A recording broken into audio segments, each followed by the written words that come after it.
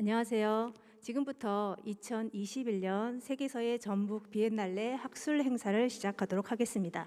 이번 학술 행사는 오전 1부와 오후 2부로 나누어 진행되겠습니다. 1부는 국내 학술 논문 수상작 5편의 논문 발표가 진행되고 2부는 오후 1시부터 국제 학술대회가 진행되겠습니다. 세계서의 전북 비엔날레는 올해 처음으로 이렇게 비대면으로 학술대회를 실시하게 되었는데요. 비록 많은 학자분들이 서로 얼굴을 마주하지 못하는 아쉬움은 있지만 수상자분들의 논문의 우수성을 만끽하시는 데는 그다지 어려움이 없으리라 생각됩니다. 저는 오늘 일부 사회를 맡은 전북대학교 문혜정입니다. 온라인을 통해 본 행사에 참석해 주신 발표자분들, 그리고 전국 각지의 연구자분들, 그리고 중국, 대만, 일본, 독일 등지에서 참여해 주신 모든 외국 학자분들께 감사의 말씀을 드립니다. 행사에 앞서 국민의례를 진행해야 하지만 비대면인 관계로 이 부분은 생략하도록 하겠습니다. 이어서 세계서의 전북 비엔날레 윤점용 집행위원장님께서 개회사를 해주시겠습니다.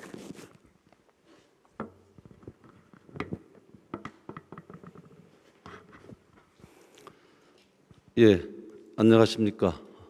저는 세계서예 전북 비엔날레 집행위원장 윤점용입니다. 반갑습니다. 바쁘신 가운데에도 세계서예 전북 비엔날레 온라인 학술대회에 참여해 주신 김백년 교수님을 비롯한 발표자 여러분께 진심으로 감사드립니다. 코로나19라는 지구촌의 큰 재앙으로 인해 금번 2021 세계서예 전북 비엔날레 학술대회를 비대면 온라인으로 진행하게 된 것을 대단히 아쉽게 생각합니다. 하지만 저희들은 그래도 이 난관을 이기고 비엔날레라는 그 엄청난 과업을 수행해야 되기 때문에 이렇게 진행하게 되었습니다.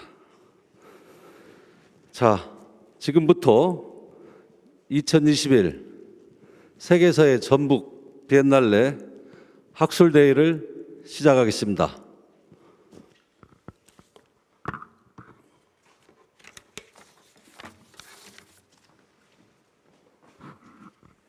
자, 그러면 1부 순서로 학술 논문 수상작 논문 발표를 시작하겠습니다. 먼저 행사 진행 일정을 말씀드리면 장려상을 수상하신 세 분이 먼저 발표를 하시고 이어서 우수상, 대상, 논문 순으로 발표가 진행되겠습니다. 이렇게 5분의 논문 발표가 끝나면 논문 심사위원장이신 김남형 교수님께서 논문에 대한 종합평을 해주시겠습니다. 그럼 먼저 전북대학교 김백령 선생님의 몸, 인지, 실천, 서예 철학의 한 가지 이론 형태 제안이라는 논문 발표가 있겠습니다. 김백령 선생님 부탁드립니다.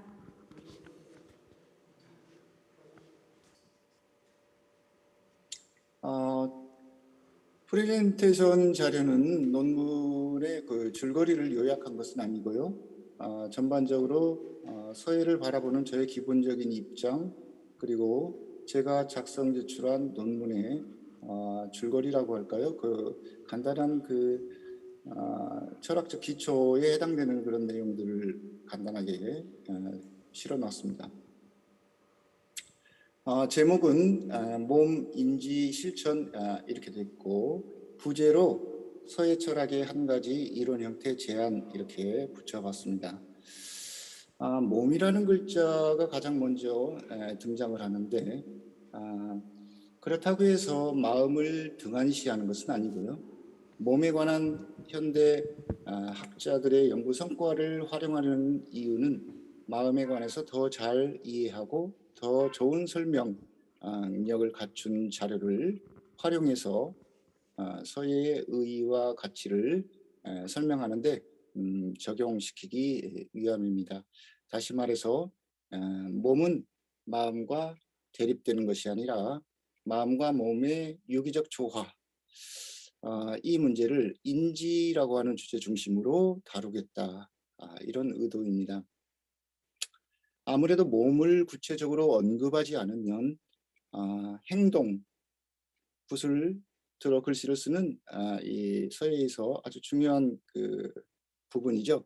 행동이라고 하는 부분이 충분하게 부각되지 않기 때문에 마음만 그동안 언급해도 그 안에 행동의 요소가 포함되어 있기는 하지만 다소 그 서예의 그 특징적인 면이 부각되는 데에는 조금 장애가 있을 수 있기 때문에 몸에 관한 관심을 좀 더 기울여 보는 겁니다.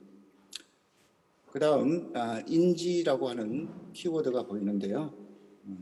인지 문제에 초점을 좀 맞춰볼 필요가 있겠다 이런 생각을 합니다. 단순하게 붓을 들어 글씨를 쓰는 행동 그 자체 서예가라면 누구나 너무나 단순한 이야기이고 일반화된 이야기인데 굳이 몸, 인지 이런 키워드를 들고 나올 필요가 있을까 이렇게 생각하기 쉽지만 전혀 그렇지 않습니다. 마음만큼이나 몸도 설명하기 아주 어려운 그런 용어이죠. 이건 뭐 자기 몸의 건강 상태를 이야기하자는 것이 아니라 몸이 하는 역할, 철학적으로, 미학적으로 그리고 서예의 의의와 가치를 설명하는 데 있어서 그렇게 설명하기 쉬운 그런 용어는 아닙니다. 그 다음에 부제로 서예 철학의 한 가지 이론 형태 제안 이렇게 되어 있는데요. 서예 철학이라는 용어가 서예 미학이라는 용어만큼이나 별다른 정의 없이 간혹 사용되고 있는 실정이라고 보여집니다. 저는 이번 그 논문 발표를 통해서 서예 철학이 무엇인지 그리고 이런 서예에 대한 이런 접근 방식이 왜 필요한지 어떤 점에서 중요한지 이런 부분을 좀 부각시켜 볼 필요가 있겠다 이런 생각하에 시도된 겁니다. 하단에 보면 그 작품 하나가 게재가 되어 있는데요. 작년에 제가 이 서예 철학이라는 4글자를 써서 전시를 한 적이 있습니다. 그때 작품에 대한 설명 차원에서 그 작품 하나하나마다 논문 한 편 정도 써서 책으로 출간하는 이런 행사를 전시회와 함께 겸할까 이런 계획을 세웠었는데 잘 이루어지지 않고 뒤로 미루고 있는 상황입니다. 이 글도 사실은 작년에 초안이 다 쓰여져 있던 것이고요. 그것을 조금 문장을 가다듬고 이렇게 했던 겁니다. 그러니까 작년에 그 전시회의 일환으로 저 개인적으로는 이제 생각을 하고 있고 공적으로는 이게 서예 철학의 기초를 마련하는 일이 해당한다 이렇게 이제 생각을 합니다. 그 다음에 한 가지 이론 형태라는 부제를 또 붙였는데 서예를 이론적으로 접근하는 방법은 뭐 매우 다양할 수 있습니다. 또 실제로 다양해야 되고요. 서예 발전을 위해서라면 제가 이번에 준비한 이 글은 그 여러 가지 접근 방법 중에 한두 가지이지 이게 전부는 아니다. 이런 제 생각을 좀 담아보고 싶어서 제목에 이렇게 넣었습니다. 그 다음에 제안이라는 표현을 썼는데요. 글쎄요, 이건 하나의 내용을 읽어보시면 아시겠지만 단순한 프로포즈 제안서 성격을 가지고 있는 것이 아니라 논문이죠. 논문인데 아직까지 일반적인 서예인들이 일반적으로 제 글에 담겨 있는 내용들에 대해서는 조금 쉽게 접하기 어려운 그런 부분들이 있을 수 있겠다 이런 생각이 들었어요.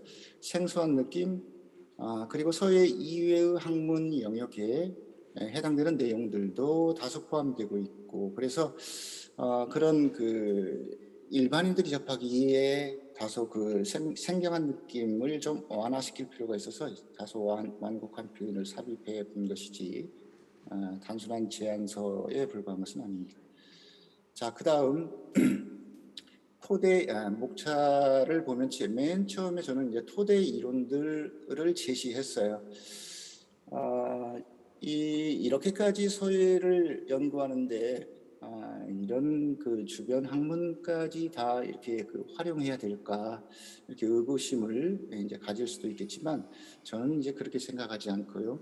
이게 단순한 서예 학이 아니라 서예 철학, 서예 미학이라면 현대 그 학문적 연구 성과들을 적극 그 활용하고 그래야만 서예의 의의와 가치가 보다 더 잘 설명되고 이렇게 된다고 생각하기 때문에 다음과 같이 토대 이론으로 삼을 만한 것들을 먼저 제시하고 그것을 서예와 정각에 적용시켜 이렇게 본 겁니다.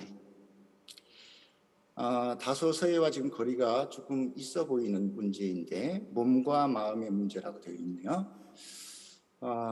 이것은 그 철학의 영역으로 말하면 이제 심리 철학에 해당되는 내용들인데요. 이 이론 자체는 뭐 철학에 해당되고 서예는 해당되지 않을 수 있겠지만 이것을 뿌리로 다른 그 서예 활용 가능한 유용한 여러 툴들이 그 파생되어 나오기 때문에 가급적 토대 이론은 조금 더 방대할수록 좋고 심화된 논의를 활용할수록 좋겠다. 탑에 비유하면 기단부, 기저부가 튼실할수록 그 위에 더 높이 탑을 쌓아 올라갈 수 있는 것처럼 서예 철학이라고 하는 것이 조금 더 튼실하게 정초되려면 여러 그 유용한 그 주변 학문의 연구 성과들이 적극 활용될 필요가 있다 이런 생각이 듭니다.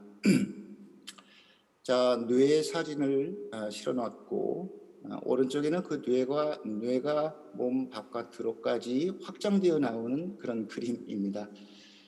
이것은 이 심리철학자들이 마음을 뇌와 동일시하는 그런 그 물리주의 그 입장을 좀 그림으로 보여볼까 싶어서 실어놓은 겁니다. 동양 철학, 동양 예술론에는 마음을 뇌와 동일시하는 이런 내용들이 없죠. 그걸 이제 물리주의라고 부르는데 우리와 다소 거리는 있습니다. 그 다음에 또 그 행동주의라고 하는 것이 또 있는데요. 행동주의는 마음이라고 하는 것이 아주 신비적이고 어떻게 보면 사적인 영역이기 때문에 학문적 접근의 대상이 될 수 없다. 입증하기 힘들다. 알기 어렵다. 뭐 이런 이유로 행동으로 그 모든 것을 설명하려고 하는 이런 입장이 있습니다. 그 행동주의도 역시 동양 철학이나 동양 전통 철학이나 동양 예술론과는 거리가 있습니다. 저는 그것들을까지 활용하기 위해서 이런 이야기를 먼저 꺼내는 것은 아니고요. 동양 전통 철학의 입장이 선명하게 잘 부각되려면 이런 이론들과의 비교가 필요하다 이런 입장입니다.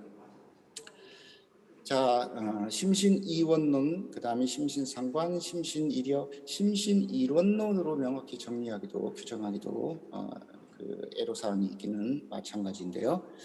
여하튼 몸, 마음 이 두 용어를 차별적으로 사용하는 것만큼은 사실이고 그러나 그 두 가지의 것이 서로 아무런 상관도 없는 별개의 것일 수는 없는 거 아니겠어요? 마인드 바디 프로그램이라고 하는 것도 결국은 몸과 마음의 상호작용, 인과관계를 설명하기 위한 것이었는데요. 동양에서는 일찍이 그렇게 구별해서 사용하지 않았을 뿐만 아니라 이 이론론적 성향을 띠고 있긴 한데요. 다만 결여되고 있다고 생각하는 부분은 몸의 중요성, 근본성, 이것에 대한 관심은 다소 결여되어 있다 이렇게 이제 볼 수 있습니다. 서예를 접하는 사람들이 서예인에 불과한 게 아니라 많은 다른 그 학문 활동에 종사하는 사람들 그리고 서예를 잘 모르는 사람들도 굉장히 학식을 갖추고 있는 분들 많이 있을 수 있죠. 그런 분들에게 서예가 어떻게 다가가야 되느냐까지 고민한다면 전통 철학 안에 굳이 국한시켜 서예를 논할 이유는 없어 보입니다. 아무래도 글씨를 쓰는 행동 그 자체와 마음을 직접 연결시켜서 뭔가 역동적인 그런 순간을 설명해내야 되는데 그렇게 하려면 심신 이론적 관점만 견지하고 마음 위주로 논의를 계속 진행시키는 것에는 조금 한계가 있을 수 있겠다, 이런 이제 생각이 개인적으로 듭니다. 물리주의와 행동주의에서 발전된 형태로 볼 수 있는데요. 체화된 인지 이론이라고 하는 것을 조금 주목해 볼 필요가 있다고 생각합니다. 신체화되어 있다는 거죠. 우리의 마음이 신체화되어 있다. 다시 말해서 몸 경험, 체험, 행동을 통해서 비로소 마음이 구성되고 결정된다. 이렇게 보는 겁니다. 마음이 그 자체로 몸과 독립되어서 완결된 어떤 존재, 실체적 존재로서 있고 그것을 행동으로 표현하는 이런 단순한 방식이 아니라 역으로 행동을 통해서 우리가 자기의 마음이 구성되고 결정된다. 마음이라고 하는 것은 실시간적으로 활동하는 존재이고 사회적으로 공유되는 마음이며 또 환경의 요인에 의해서 구성되고 결정되는 역동적인 그런 존재이다. 또 사회적, 문화적 그리고 역사적 맥락에 의해서 구성되는 존재이다. 이런 입장을 이제는 받아들여야 되겠다, 이런 생각이 듭니다. 체화된 인지 이론이라는 것은 아까도 이야기했듯이 심리 철학 데카르트가 남겨놓은 그 문제를 해결하는 과정에서 인지신경과학자들, 심리학자들의 연구 성과에 힘입어서 이 몸의 근본성이라고 하는 것이 이제 부각되게 되었고, 그게 다시 철학 연구에 영향을 줘서 요즘에는 상식처럼 받아들여지고 있는 그 체험주의라고 하는 것을 이렇게 이제 귀착이 됩니다. 서예의 그 가치, 그리고 서예가 현대인들의 삶 속에서 어떤 점에서 필요하고 또 어떤 중요한 기능을 발휘하는가에 관한 설득력 높은 좋은 설명 자료를 가지려면 이런 자료가 조금 더 활용이 되면 더 좋겠다, 이런 생각이 들고 제가 그 시도를 처음으로 하고 있는 셈입니다. 그 다음에 또 토대 이론으로 소개한 것이 예술인지주의와 반인지주의. 이것은 미학 안에서 다뤄지고 있는 내용이죠. 미학의 그 오랜 주제이면서 논쟁거리이기도 하죠. 표현이 조금 그 서예인들에게 생소해 보일 수는 있지만 사실 서예가들이 이미 많이 그 관심을 가지고 있는 부분입니다. 예술 인지주의라고 하는 것은 쉽게 간명하게 설명을 하면 예술 작품을 통해서 우리가 어떤 것을 배울 수 있다라고 하는 그런 입장을 예술 인지주의라고 설명할 수 있습니다. 예술 작품을 통해서 지식을 성취할 수 있고 무엇인가를 배울 수 있다. 학문과 배움의 수단이 될 수 있다라는 점을 부각시키는 이런 입장이 예술인지주의고, 반인지주의는 그렇지 않다, 이렇게 이제 그와 그에 대립하는 견해다, 이렇게 볼 수 있습니다. 학문이나 지식의 성취와 관련이 없고 이 감각적 느낌, 시각적 형상을 느끼는 것에 불과하기 때문에 지식의 성취와는 무관하다, 이렇게 보는 입장이 반인지주의죠. 서예는 어떨까요? 서예는 전달을 하고자 하는 메시지가 분명하죠. 왼쪽 하단에 그림 하나를 실어 놓았는데요. 서예 작품. 우리가 문구를 신중하게 선택하고 문장을 선택해서 글씨를 쓰는데 그것은 시각적 형상에만 만족하는 것이 아니라 그 문구나 문장의 의미가 창작자의 내면을 또 결정하고 또 감상자에게 전해질 거다라고 가정하고 있는 거 아니겠습니까? 기본적으로 예술인지주의 입장에 서 있다. 이런 그 서예의 특성이 좀 부각되고 또 보다 높은 설명력을 갖춘 자료들이 마련되어야 서예가 서예인 안에서만 의미를 갖는 것이 아니라 그리고 또 교육 현장에서도 교육의 그 인성교육이랄까 뭐 다른 여러 교육 예술적 차원에서 의미를 가질 수 있겠다, 이런 생각이 듭니다. 그 다음에 인지주의와 비인지주의 감정이론. 인간의 감정이라고 하는 것이 예술 작품과 무관한 것으로 이해될 수는 없는 거죠. 이것도 역시 마찬가지로 부분적으로 서예 철학의 토대 이론으로 간주될 수 있을 것 같다, 이런 생각이 이제 듭니다.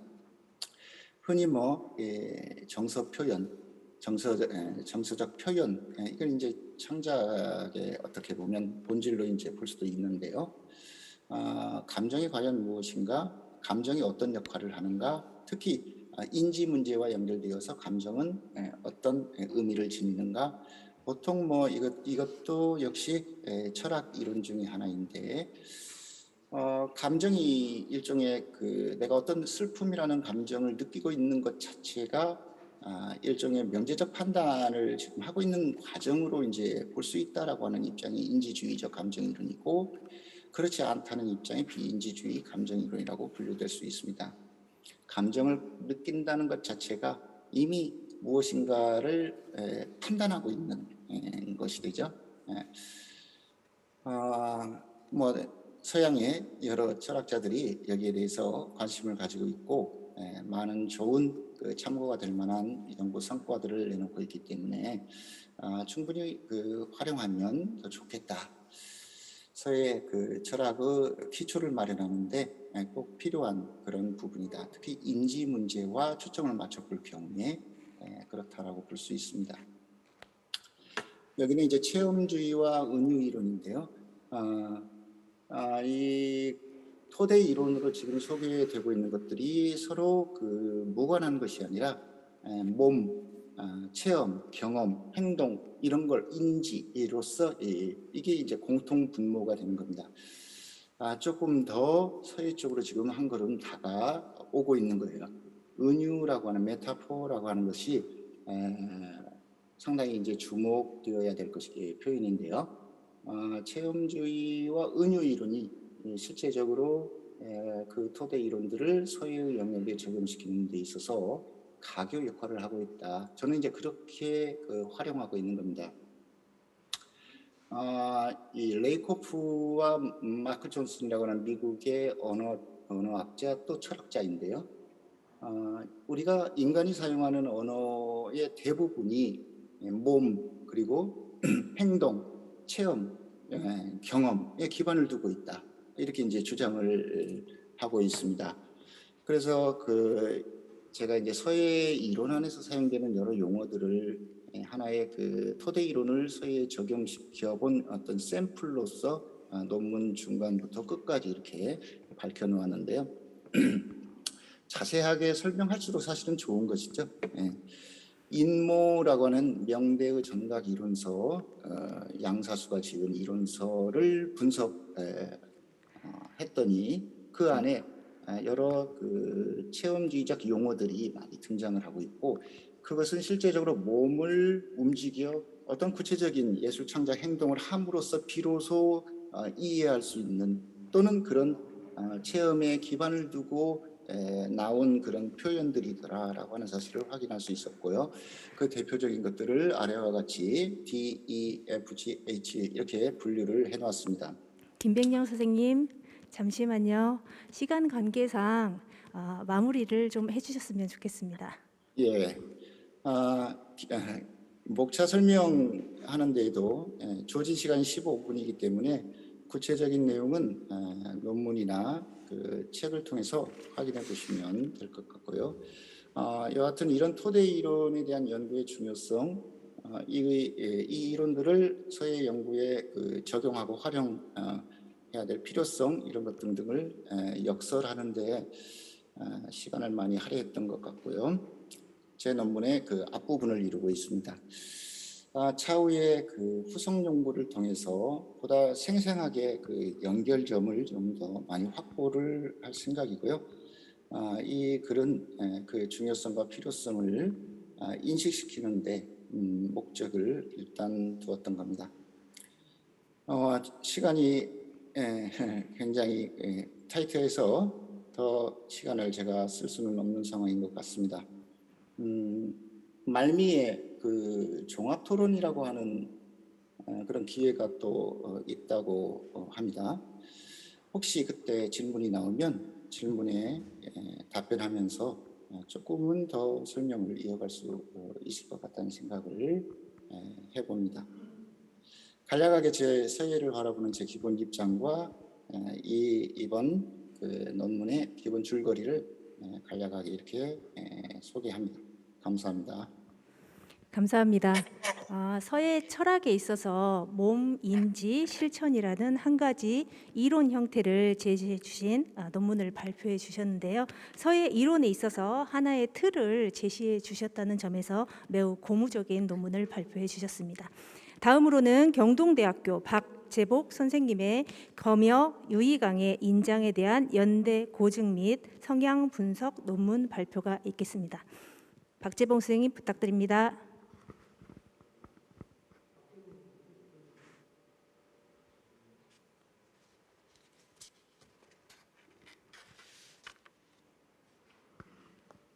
박재복 선생님.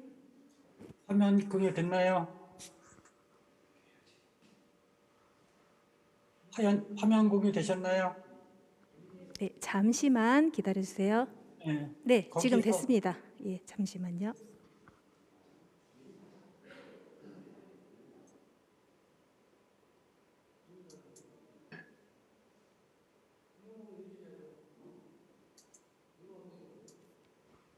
박재복 선생님. 네, 진행이 될까요? 네, 선생님 네. 그 컴퓨터에서 화면 네. 공유를 좀 눌러 주시겠어요? 화면 공유 제가 다시 껐다가 다시 할게요. 했었는데 다시 네. 하겠습니다. 예. 네.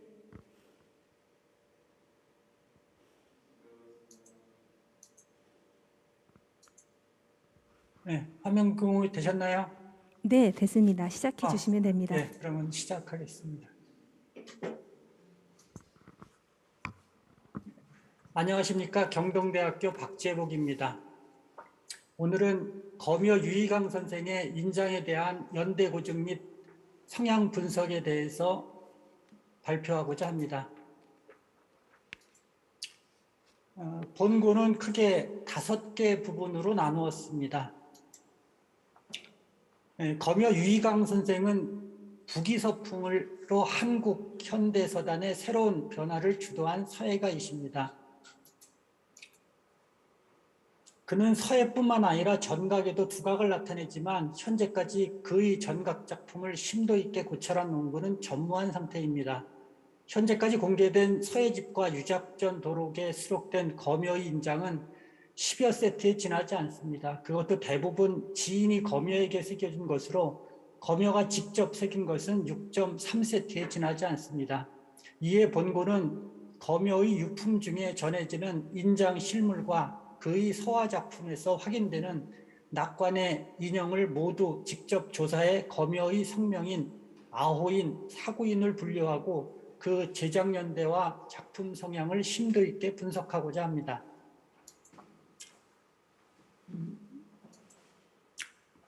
먼저 본인이 직접 새긴 인장입니다. 검여 선생이 직접 새긴 인장은 현재 실물로 전해지는 것과 작품에서만 확인되는 것으로 나누어 볼 수 있습니다. 현존하는 검여 선생의 인장의 실물 사진이 이 사진과 같습니다. 각 인장에 대한 개별 연대 고증이라든가 구체적인 세부 내용은 논문집을 참고하시기 바랍니다. 두 번째는 작품에 보이는 검여 선생의 인장입니다. 여기 사진에서 보는 것처럼 이렇게 상당히 10번부터 23번까지 각 연대별로 이렇게 정리를 했습니다. 이상과 같이 현존하는 검여의 소화 작품에서 20.14세트의 인형을 새롭게 찾아내 정리했습니다. 이들 인장은 1952년에서 1960년 사이에 제작된 것으로 50년대 초창기에 인장에서 가장 활발하게 활동하던 60년대 중반의 인장까지 추가로 확보해 차후 검여의 전각 작품을 분석하고 감상하는 데 한층 더 풍부한 자료를 제공했습니다. 검여의 작품에서 이들 인장은 대부분 우수기에서만 확인되고 좌수기에는 보이지 않습니다. 이외에도 괴화서실의 왼쪽 하단에 시계회사 연 46호 이후 소작이란 인장이 보이고, 문도의 오른쪽 하단에 검여 50유 3 이후 소작 서화라는 인장이 보이고, 이소환시라는 작품의 왼쪽 상단에 덕불고 필유린이란 마름모 형태의 두인이 보입니다. 앞에 2개 인장은 시계회사와 검여란 아호 뒤에 45세와 53세라는 나이를 표기해 그 이후의 작품임을 구분하고자 했고, 후자의 내용은 논어 2인편에 보입니다. 세 번째는 지인이 새겨준 인장들입니다. 여초 김웅현 선생이 새겨주신 것이고요. 여기 연도를 보시면 검여 선생이 68년도 풍이 나기 이전에 1964년도에 새겨준 것들이 있습니다. 이기우 선생과 석도윤 선생이 새겨주신 것이고요.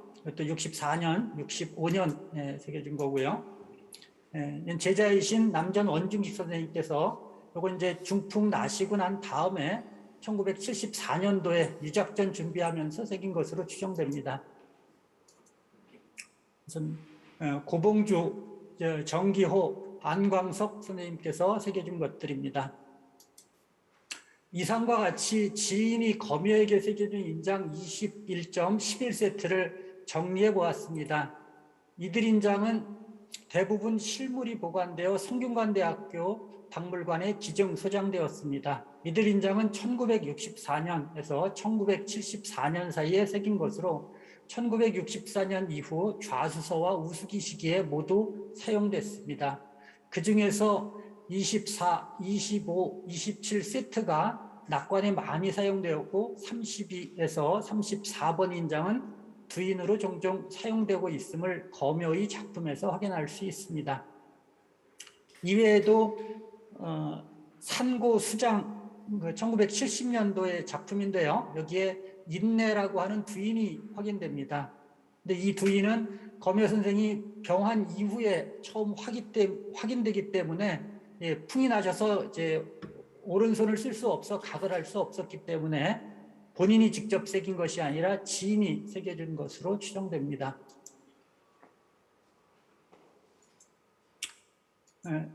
네 번째는 인장의 성향 분석입니다. 먼저 검여 인장의 시기 구분입니다. 검여가 직접 새긴 인장은 위의 표 1과 표 2에서 보는 것과 같이 33점 23테스트를 확인할 수 있습니다. 검여의 인장 중에서 현재 가장 이른 시기에 속하는 10번 성명인은 1952년 것이고요. 가장 늦은 시기에 속하는 22번 두인은 1966년의 것입니다. 그래서 약 14년간의 시간 차이가 존재합니다. 따라서 본고에서는 검여 인장의 각풍을 구체적으로 논의하기 위해 1962년 11월에 검여가 관운동 통문관 맞은편 건물에 검여서원을 개원하는 시점을 분기로 해서 전기와 후기로 나누고자 합니다. 그래서 전기에 해당하는 전각이 있고요. 후기에 해당하는 전각들을 아래와 같이 분류해 놓았습니다. 두 번째, 검여 각풍의 성향입니다. 전기는 등서교와 조지검을 중심으로 하는 청대 서가들이 전각을 두루 섭렵해 본격적으로 전각을 학습했으며, 후기는 오창석의 각풍이 주로 심취하면서도 금문과 한인의 자영 결부에 등서교의 필세를 가미해 중요한 자신의 각풍을 구사하고 있습니다. 이외에도 1963년에서 68년 사이 병환 나시기 이전에 검여가 지인에게 새겨준 인장 중에서 청명수탑, 연연야사제 주인 등과 같이 오창석의 각풍의 중요한 필액을 가미해 자신의 개성이 강하게 비출된 것도 확인될 수 있습니다. 검여의 도법은 고졸하면서도 정제되고 품격은 굳세면서도 고화합니다. 입면을 살펴보면 충도법을 주로 사용하고 쌍도법과 단도법을 겸용했을 것으로 추정됩니다. 또한 인장의 재료는 대부분 한국의 해남석을 사용한 것으로 추정됩니다.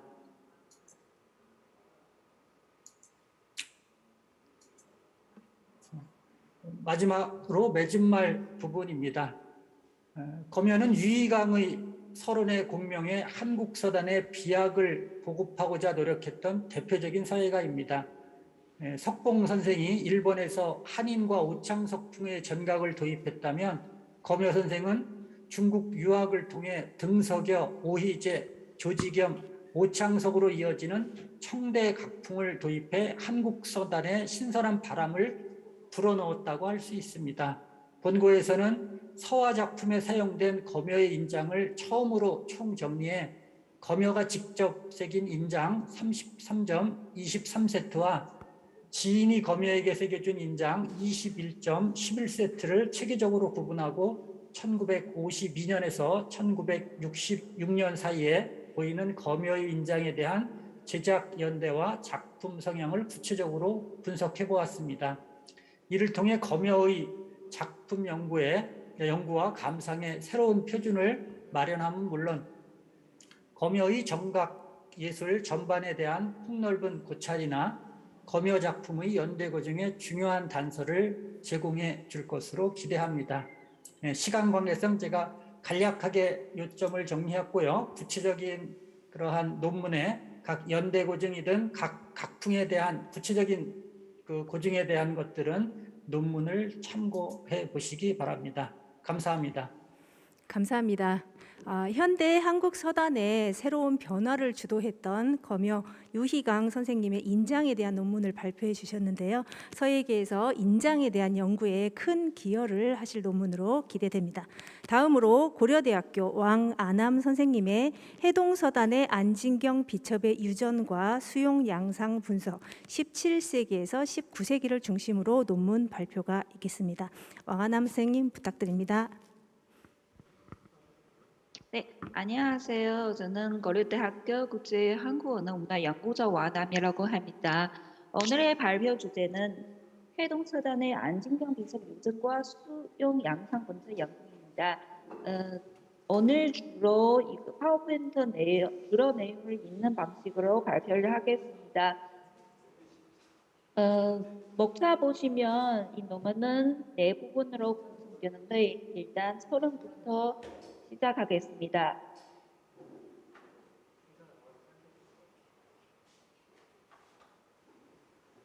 네, 대다수 중부 서예가가 직접 비첩을 통해 해동 노인들에게 수용된 것과 달리 안진경 비첩의 유입, 특히 17세기 이후 전락 과정은 유인급서의 인지 과정을 거쳤습니다. 즉, 전날 등부 조선 지식인들의 충분 애국에 대한 집착과 충신 의사에 대한 수양은 전례 없이 높아졌고 안진경의 총의에 관한 업적은 전후 조선 노인들이 숭배하는 정신적 모범이 되었으며 안진경의 비섭 또한 총의의 서석으로 자연스럽게 수용을 받았습니다. 게다가 주자하게 당시 해동에서 활발히 발전하고 있었고 주작의 서유기인의 이학 서론은 조선 노인들이 가장 적극적으로 수용하는 서예 비평 이론으로 안진경 비첩에 담긴 충의 정신과 공교롭게도 잘 맞아들었습니다. 이러한 역사적 문화적 배경은 안진경 비첩의 여행의 불씨를 지피는 단서가 되어 해동 노인들로부터 안진경과 그의 결신은 정신적 학문적 추앙의 대상이 되었습니다. 필사는 사료와 대발의 문헌적 자료를 기초로 시간의 흐름에 따라 안진경 비첩의 해동으로 유입되는 궤적을 체계적으로 정리하고 해동서단에 전해지는 안진경 비첩의 종류 규명함과 동시에 각 시기 안진경 비첩에 대한 인경 양식과 수용 방식을 살펴보고자 합니다. 두 번째 부분은 안진경 비첩의 동승 궤적입니다.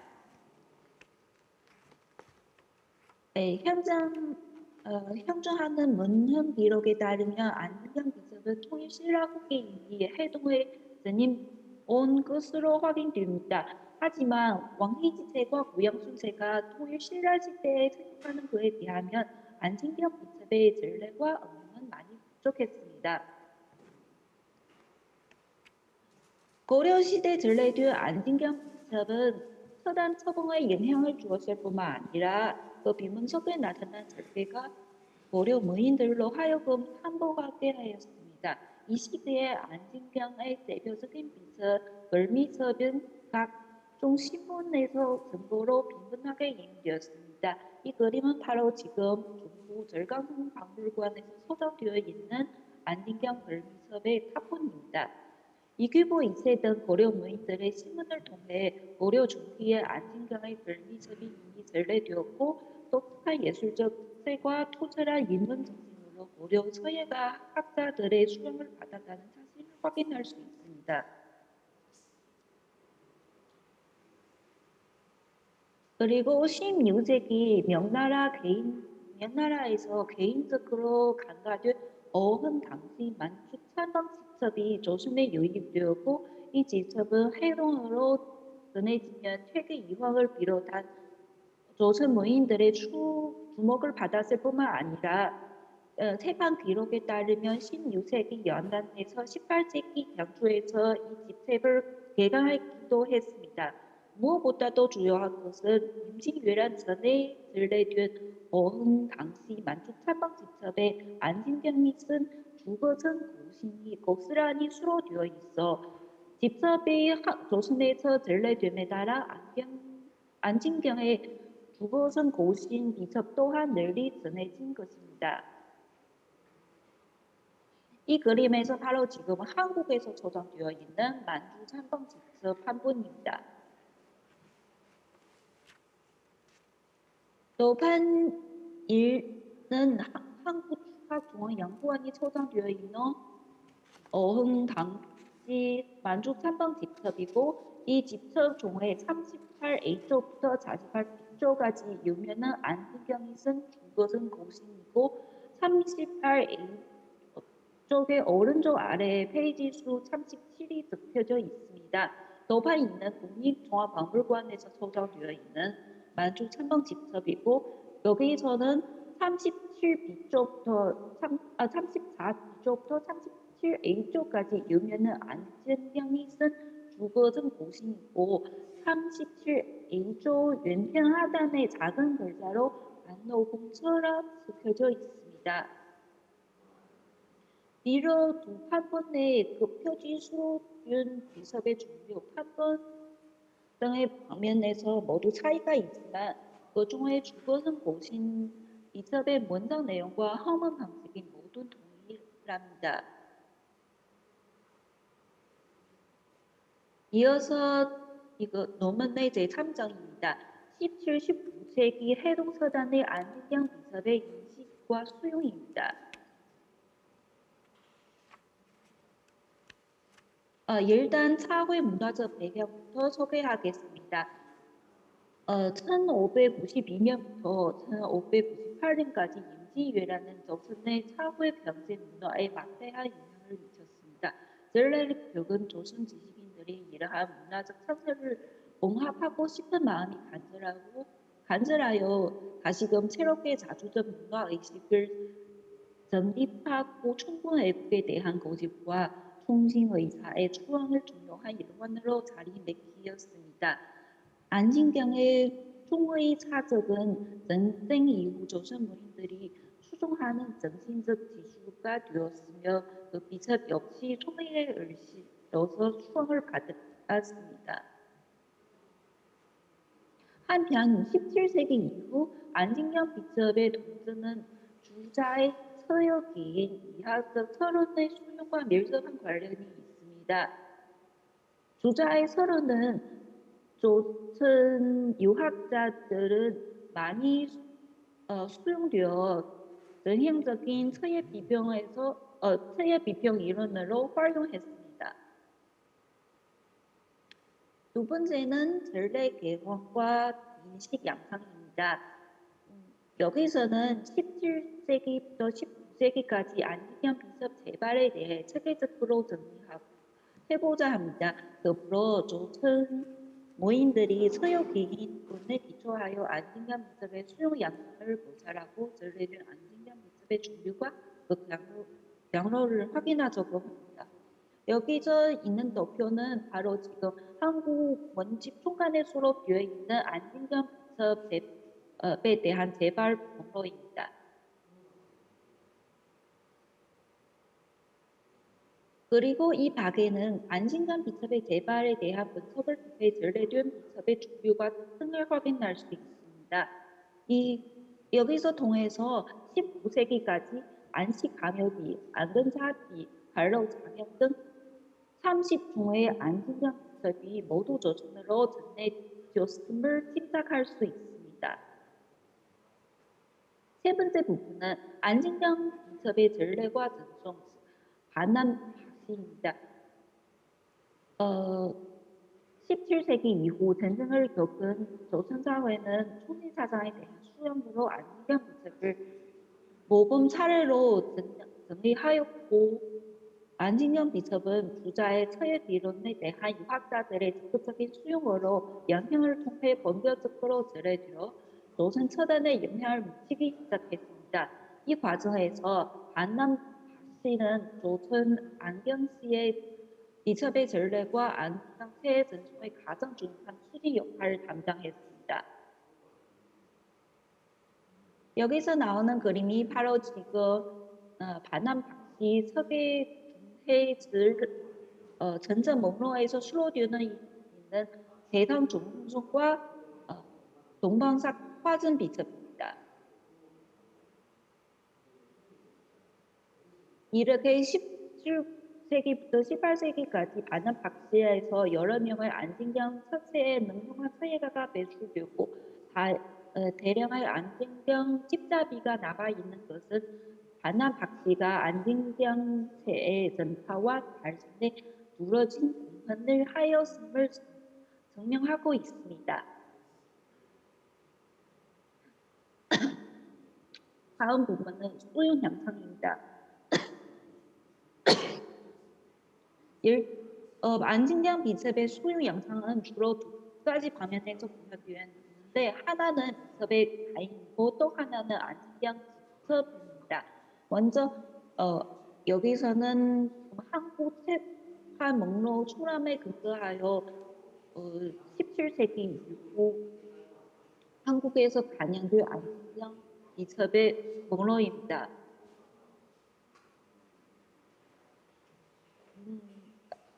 이거 안진경 비첩의 반영 뒤로보다 더 많은 것은 지금 남아 있는 안진경 집답이 자료입니다.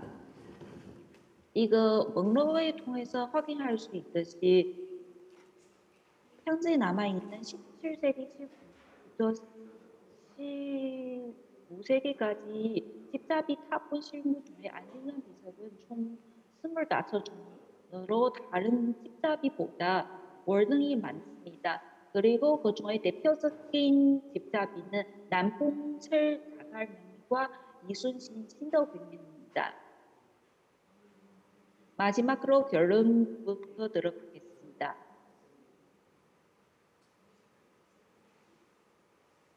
이 논문에서는 역사적 자료와 재발 등 논문 자료를 기초하여 시간의 흐름에 따라 안진경 비첩의 괴수에 대한 체계적으로 정리하고 해동 처단에 정진 안진경 비첩의 종류를 규명함과 동시에 각 시기의 안진경 비첩에 대한 인식도 살펴보았습니다. 안진경 비첩은 총리 신라 후기에 이미 해동으로 전해져 내려왔으며 왕의지 부양순과 주류된 고려 세대의 안진경 비첩이 개초 유입되면서 그 예술적 가치와 고려 문인들에게 관심과 중시를 받기 시작했습니다. 17세기 전란을 겪은 후 조선 사회는 재성이 사회 문화 등 각 방면의 거친 중상을 봉합하고 자주적인 문화 의식을 다시 세우려 애썼습니다. 이러한 사회적 배경에 안진경 총의 사적은 후 조선 문인들이 추구왕의 정신적 지주가 되었으며 그의 비첩은 자연히 총의의 사적으로 수학을 받게 되었습니다. 게다가 주자학이 해동에서 왕성하게 발전함에 인해 주자의 서유기인 이하적 서른인 조선 무인들에게 가장 널리 받아들이는 서예 비평 이론으로 자리 잡았는데 이 이론은 공교롭게도 안진경 비첩이 내부하고 있는 충무의 정신과 잘 부합했습니다. 따라서 이런 배경에서 조선은 17세기부터 19세기까지 안진경 비첩이 해동처단의 높은 추앙받는 현상이 자아냈습니다. 실무조사과 문기록에 의하면 19세기에 이르러 안식감염이 태명원책, 사당기, 왕생지 등 30여 종의 안진경 비첩이 연이어 조선에 전래되었고 이는 18세기부터 19세기까지 조선 무인들의 다원화된 신비적인 취향과 안진경 비첩을 중시하였음을 잘 보아줍니다. 다른 한편으로 가택으로 대표되는 반환 방식은 17세기부터 18세기까지 안진경 비첩의 조선 전래과 안진경 재발색에 대한 지대한을 채웠습니다. 안진경 비첩의 수용 양상은 주로 이 비서의 간임과 안진경 십자기의 독립 두 가지 측면에서 구체적으로 드러냅니다. 18세기부터 19세기까지 안금, 해주, 강진, 제주, 철원 등에서 안진경 비첩이 간임되었으며 현재 남아있는 18, 19세기 집착이 탑본 실물 중에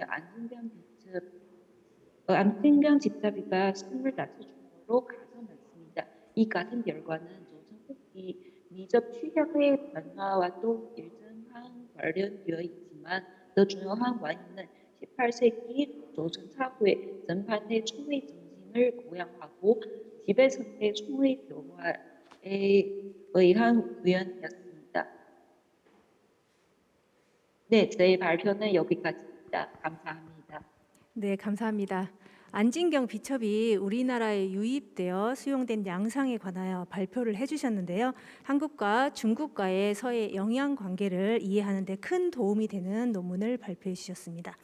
다음으로 우수상을 수상하신 성균관대학교 형계순 선생님의 소전 손재영 이충무공 벽파 진저탑 비문 조형 특징 연구 발표가 있겠습니다. 형계순 선생님 부탁드립니다.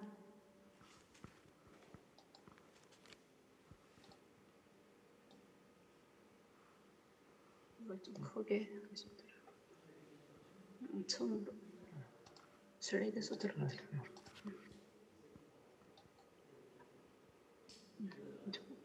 그러면 이 소리 선생님 공유 화면 잘 보이고 있어요. 발표 시작해 주시면 됩니다. 소리 나가고 네, 잘 들리고 소리 있어요. 들립니까? 네, 잘 들려요. 네. 안녕하세요.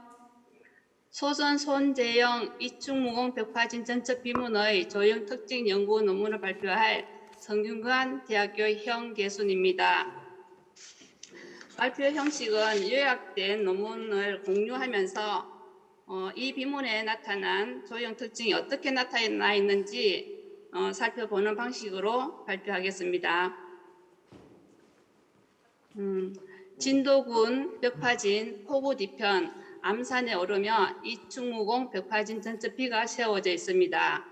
이 비는 길이 5.7m로 천연석 거북 자대에 얹혀 있는 국내 제일의 거대한 비입니다. 이 비문은 네 면에 한글과 한자 총 888자가 새겨져 있습니다. 이 비문은 1956년 노산 이은상이 국한문 혼용으로 지은 것을 소전 손재영이 쓴 것입니다. 본 논문은 선생님, 이충무공 형계순 선생님 잠시만요. 지금 PPT가 첫 화면이 지금 현재 아닌데요. 슬라이드 쇼를 눌러주셔야 될 것 같아요.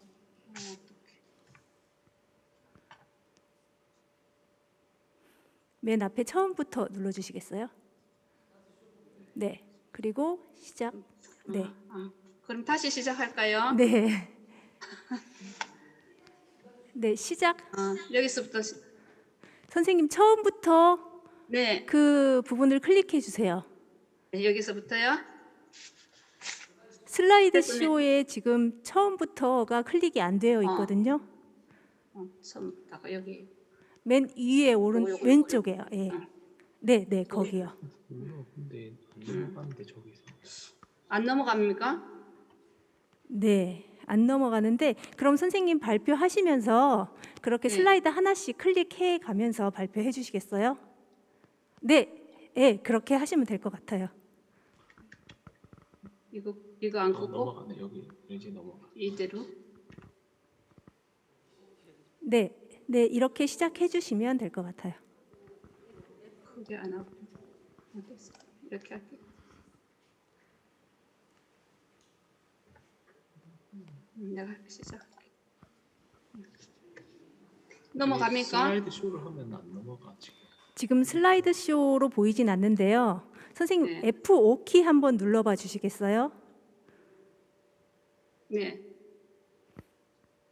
했는데 지금 했는데. 연결돼 화면에서 안 넘어가네 저기서. 여기서 안 넘어가. 선생님, 그러면 네. 그냥 지금 발표하시면서 지금 목차 네. 슬라이드 보여주고 계시잖아요. 발표하실 때마다 그렇게 하나씩 넘겨주시면 되겠어요. 네, 지금 예 말씀해 주시면 됩니다. 이렇게 하나씩.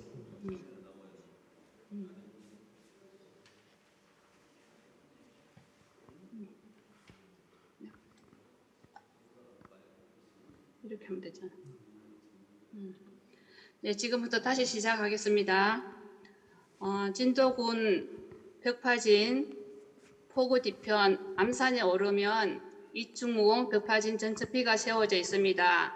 이 비는 길이 5.7m로 천년석 거북 좌대에 얹혀 있는 국내 제일 거대한 비입니다. 이 비문은 내면에 한글과 한자 888자가 새겨져 있습니다.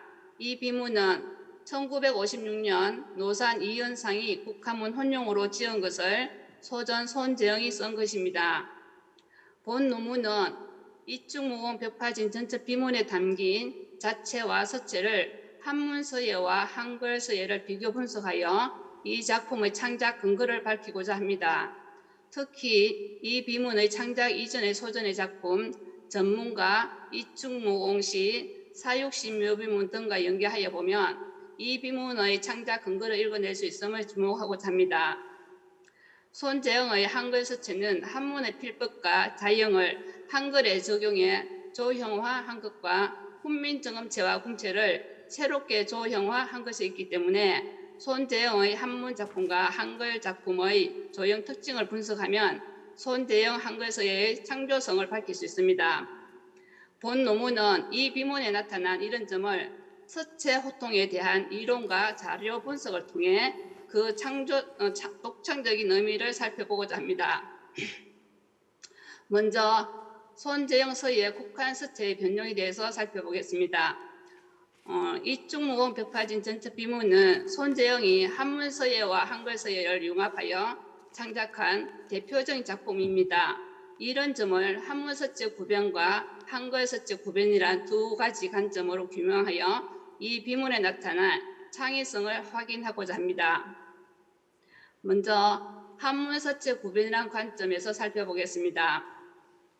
손재영의 서예 세계는 전서와 예서가 호통하여 전예해 행초가 하나로 녹여지는 서풍을 보여주고 있습니다. 또한 예서와 같이 손재영은 사상공산비, 한화당, 화폐, 전문 등을 학습하고 예서는 한예를 근간으로 하면서 청대 예서와 스승 김돈이의 예서풍을 통해 손재형풍의 예서를 창안하고자 하였습니다. 또한 손재영은 구양순, 안진경, 저수량, 황정경의 서풍 및 김정희 등의 서체를 두루 임무하여 소전체 형성의 기틀을 마련하였습니다.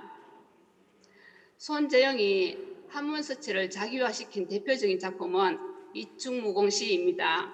또한 3에서 보시는 바와 같이 이 시를 빠르고 힘찬 필력으로 다양한 서체와 자형을 자유자재로 변화시키면서 행석이미와 갈피를 더해 동세를 드러낸 작품으로 자연 그대로의 상형성이 나타나고 있습니다. 이렇듯 이충무 시는 한문의 모든 서체가 종합되어 드러난다는 점에서 서체 호통의 특징을 보여주고 있습니다. 이런 조영의 창조성에는 한문 오체에 대한 치밀한 학술을 통해 그의 서예 작품을 창조적으로 변용한 서예 창작 정신이 깔려 있습니다. 다음은 한글 서체 구별이라는 관점에서 살펴보겠습니다. 손재영은 강복 직후부터 한글을 한자의 전서체, 예서체, 상형 문자체 등으로 변화시켜 창작하는 방식을 통해 한글 서예를 예술의 경지로 끌어올렸습니다. 이충무공 벽파진 전첩 비문을 이해하기 위해 손재영의 다른 작품 사육신 묘비문을 살펴보겠습니다. 손재영이 쓴 사육신의 시는 서체를 달리 썼다는 점에 특징이 있습니다. 특히 성산문 시는 국한 혼수로 썼는데 한문은 당해필요이고 한글은 궁체로 썼습니다. 이런 작품을 통해 손재영이 한글 고체와 궁체에 대한 관심과 조형성에 대해 고민해 왔음을 짐작할 수 있습니다. 손재영의 한글 서예의 현대적 변용은 한글 고체의 조형과 한문 필액의 조형에 주목하여 현대적 조형 감각으로 국한 서체를 호통하는 것에 있습니다. 이 같은 손재영의 서체는 금속학 및 각종 서체의 원료를 찾아 현대적으로 변형한 끝에 이루어진 것입니다. 다음은 이충무 벽파진 전첩 비문에 나타난 조연 특징 분석을 통해 이 비문에 나타난 자법과 장법을 이기위정과 구원 언융을 통해 분석하여 고법첩의 글씨를 재구성한 소전풍서의 특징을 규명하고자 합니다. 법화 노원은 이충무원 벽파진 전첩 비문입니다. 이 비문에 나타나는 이기위정의 조형 특징에 대해서 살펴보겠습니다. 이충무공 벽파진 전첩 비문의 글씨는 총 888자 가운데 같은 글자를 모두 다르게 자형의 변화를 주고 있는 점에 특징이 있습니다. 특히 표 1에서와 같이 한글의 자형이 당시 유행하던 일반적인 궁체나 고체와는 전혀 다른 한문 서체의 조형과 필법을 한글에 적극적으로 도입했다는 점에서 손재영 서예의 창의성을 엿볼 수 있습니다. 이 비문은 기이함을 통해 발음을 추구하는 이기위정의 조형을 보여주고 있습니다. 이런 점을 구체적인 글자체 분석을 통해 규명하고자 합니다. 이충무공 벽파진 전첩 비문 자체의 변화는 타 글자와의 연속성과 관계성 속에서 이루어지고 있습니다. 기존 한글 작품에서 나타난 글자 자체의 변화를 보면 용비어 청가와 궁체에서의 글자는 자형의 중심이 이렇게 중앙에 배치되어 있습니다. 이에 반해 이충무공 벽파진 전첩 비문의 글자는 그 중심축이 중앙과 좌측, 우측 등 다양하게 배치되어 있는 것을 볼 수 있습니다.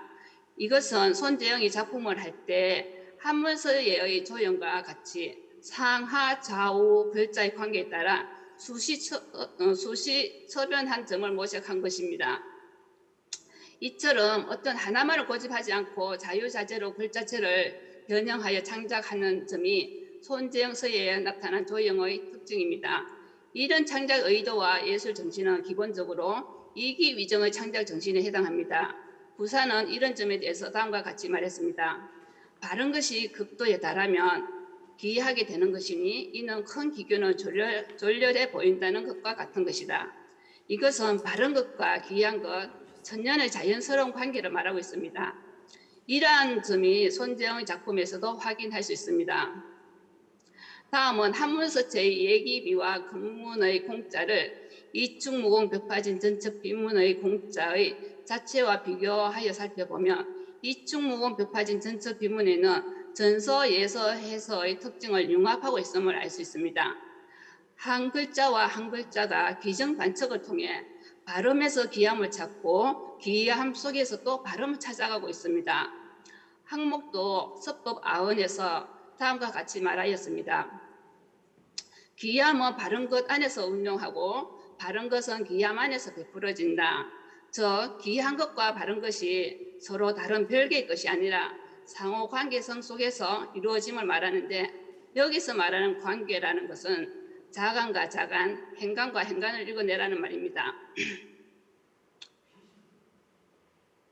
이상 본 바와 같이 손재영의 이충무공 벽파진 전첩 비문의 자체와 장법에는 이기위정의 조형 특징을 통한 전예해의 친미감이 드러나고 있습니다. 이를 통해 손재영은 전전반측의 변화 속에 창고하고 질박한 필액의 맛과 역동성을 부여하고 있음을 알 수 있습니다. 다음은 이 비문에 나타난 구엉 언융의 조형 특징에 대해서 살펴보겠습니다. 전체 장법에 대한 분석을 통해 자체의 변화뿐만 아니라 장법에서 상하 좌우 글자의 관계를 통해 끊임없이 변화를 추구하고 있다는 점을 고찰하고자 합니다. 구엉이란 구양순이 제시한 36법 중의 하나입니다. 여기서 구는 보충하여 구하는 것이고 엉은 호응하는 것입니다.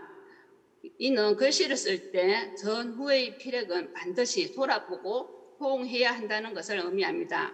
원융은 각각의 필세가 고요함을 잃지 않으면서 하나로 융합되는 모습을 한데 통하게 하여 아무 구별이 없고 원만하여 막히는 데가 없음을 의미합니다. 유의제는 다음과 같이 말했습니다. 서태는 반듯한 것도 있고 들쑥날쑥한 것도 있다. 반듯한 것은 정면 호응하는 것을 취하고 들쑥날쑥한 것은 반면 호응을 취한다는 것을 말하는 것입니다. 앞서 본 바와 같이 이충무공 벽파진 전첩 비문은 한문 서체와 한글 서체가 혼용되어 바른 것을 귀한 것으로, 귀한 것은 발음으로 보완하면서 상호 호응하는 관계를 보여주고 있습니다. 다양한 서체가 모여 있음에도 불구하고 이질적이지 않고 조화를 이루고 있습니다.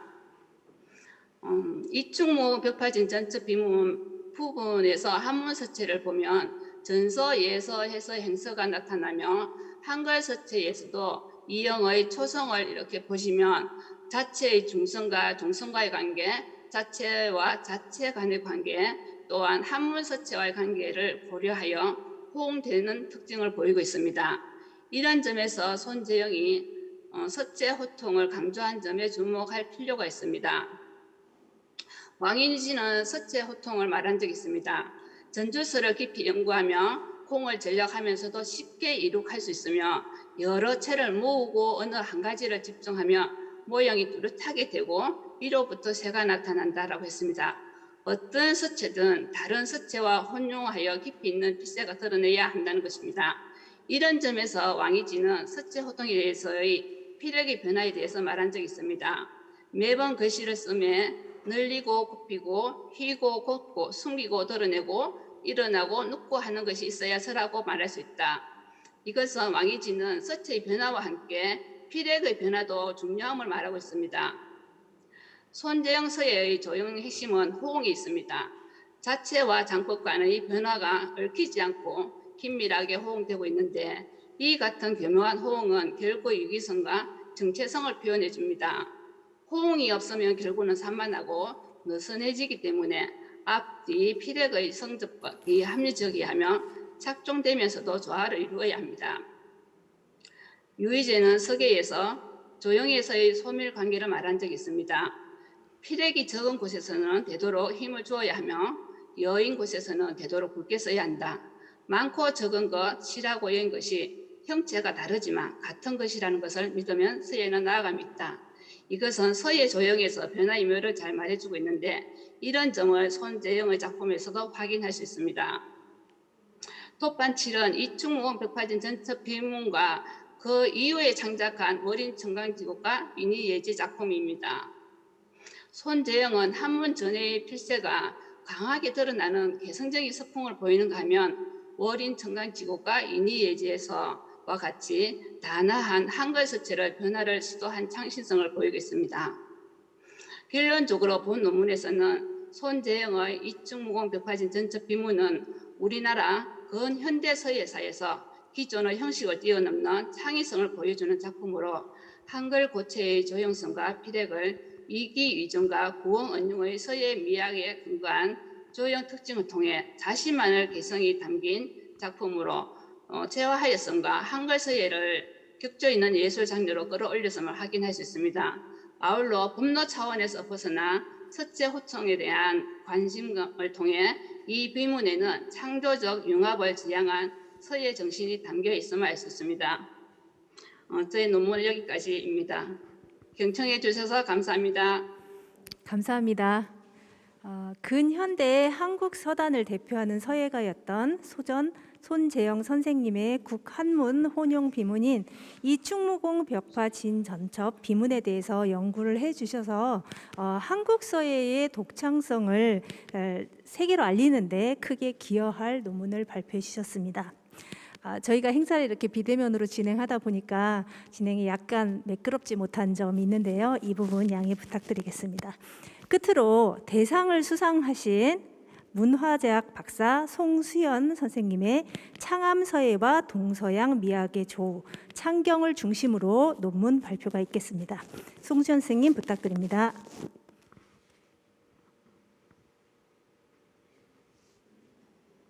안녕하십니까. 문화재학 박사 성수연입니다. 네, 안녕하세요. 세계사회 전북 비엔날레 학술대회 대상 수상자로 저의 논문을 발표하게 되어 정말 영광입니다. 지금부터 발표하겠습니다. 네, 논문 제목은 창암서예와 동서미학의 조우, 부제 창경을 중심으로입니다. 본 연구의 목표는 선생님, 다음과 같습니다. 네, 송수연 선생님 잠시만요. 지금 PPT가 공유가 안 되어 있거든요. 공유 한번 부탁드릴게요.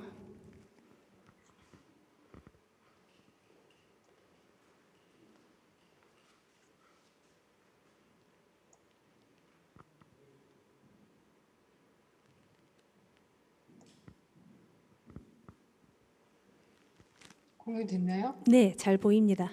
슬라이드 쇼로 보여주시겠어요? 네. 네, 잘 보입니다. 시작해 주시면 됩니다. 네, 저의 논문 제목은 창암서예와 동서양 미학의 조우, 부제 창경을 중심으로입니다. 본 연구의 목표는 다음과 같습니다. 저는 서양 예술에도 서예의 창경이 나타나는 것을 발견했는데요. 이것이 어떻게 나타날 수 있었는지 탐구했습니다. 그리고 창암의 창경과 서양의 창경 그 둘 사이의 차이와 유사점을 추적했습니다. 연구 방법은 창암 그리고 딸코트와 앙리 말디네의 미학 세계를 통해 실질적이고 유기적인 분석을 시도했습니다. 저의 예술에 대한 화두는 예술가의 마음이나 감성을 매개로 하는 초월적 사유에 대한 고민이었습니다. 이러한 고민을 하던 중 자연과의 합일적 경계에 다가가는 뜻밖의 체험을 했고요. 이것이 연구의 모티브가 되었습니다. 본 논문의 주요 개념 중 하나인 자연의 생명력을 직접 체외하는 예술가의 직관은 물리적 세계에 머무는 지성이 아닌 자연과 합일하는 마음, 즉 감성을 통하는 초월적 사유입니다. 그래서 저는 논문 쓰기에 일반적인 상식을 벗어나 필자 자신의 강렬한 체험을 논문의 말머리에 적어서 짧게나마 함께 공유하고자 했습니다. 아울러 논리적이고 이성적이어야 할 논문의 머릿말을 감성적인 글로 채워 잠시 예술적 감흥을 일으켜보고자 했습니다. 발표를 들으시는 청중들께서도 저와 함께 상상해 보시길 바랍니다. 비개인 어느 봄날 오후 녹음이 우거지는 숲길을 오르자 유난히 불어난 계곡물 소리가 들리더니 이윽고 고개에 넘어 저만치 계곡이 보이기 시작했습니다. 제 발걸음이 점점 오르막길에 오르자 기암괴석으로 이루어진 계곡의 장관이 한눈에 들어왔습니다. 순간 저는 그곳에서 발걸음을 멈추고 말았습니다. 풍우에 만신창이 된 거뭇하고 울퉁불퉁한 바위들에는 그야말로 새파란 잔디 같은 이끼들이 군락을 이루고 있었습니다. 제 온몸은 순식간에 전율로 가득 찼습니다. 이 모든 제 느낌에 대해 말한다면 거친 세월 속에 살아남은 생명 가득한 풍경에 대한 감탄이었고 제 마음속을 줄고 떠나지 않았던 오랜 의문이 풀리던 유레카였습니다. 제가 걸었던 그 산은 지금으로부터 8,700만 년 전 거대한 화산 폭발로 그 모습이 갖추어졌으며 공룡에서부터 인간에 이르기까지 오랜 세월을 통해 수없는 생명을 스쳐 보냈습니다. 실제로 이 산은 성kam브리아 시대부터 신생대까지 지질시대 전체에 걸쳐 만들어진 인간이 가늠하기 어려운 오랜 세월을 버틴 암석들과 지질 구조들로 구성되어 있습니다. 산 주변에 분포하는 대부분의 지질 유산은 중생대 백악기에 만들어져 신생대를 거치며 현재의 모습으로 이루어졌습니다. 이 산은 오랜 시간의 흔적을 담은 지질학적 가치를 인정받아 한국의 국립공원 및 국가지질공원 그리고 유네스코 세계지질공원의 국가적 세계적 권위 아래 보존되고 있는 무등산이었습니다. 문명과 사람의 손길이 닿지 않았기에 이 은밀한 숲속에 창경함이 숨겨져 있었으니 발속의 끝이 곧 창경이 아니겠습니까? 이 산만의 호는 푸르창, 바위암 두 글자로 이루어진 창암입니다. 푸르창 굳세경자로 이루어진 창경은 오랜 세월의 시간성 속에서 형성된 강인한 생명력을 지칭합니다. 이런 창경 발속은 이 산만이 평생 염원했던 서해 이상이었습니다. 저는 그가 왜 호를 창암이라 했는지, 그의 서해 이상이었던 창경이란 대체 어떤 것인지 알고 싶었습니다. 무등산에 올랐던 바로 그날 온몸으로 격렬하게 직관할 수 있었기에 이 모든 의문에 대한 해답이 제 눈앞에 선명하게 현존하고 있었습니다. 창암과 연관하여 보면 창경이라는 단어는 그의 나이 60세에 남긴 자서문에 나타납니다. 창암은 그의 글 자서문에서 신라 김생의 글씨로부터 옛사람의 심에게 창경함을 볼 수 있었다고 했습니다. 창암이 사속한 원교는 김생을 우리나라 필법의 근원자라고 했습니다. 원교의 스승 백가 윤수는 원교에 대해 말하기를 원교가 창경 발속을 추구했다고 했습니다. 이렇게 김생, 원교, 창암으로 이루어지는 서맥은 심에게 창경을 추구했습니다. 잠깐 이 세 명필의 서해를 감상해 봅시다. 김생의 글씨로 집자한 태자사 난공 대사탑이 원교의 서결. 창암의 서론 인품고입니다. 작품 설명은 생략하겠습니다. 필자는 창암과 동시대의 한반도 사람도 아닌 20세기 유럽, 프랑스의 딸코트라는 화가도 창경을 예술 이상으로 추구했다는 것을 발견했습니다. 딸코트의 작품을 잠시 보여드리겠습니다.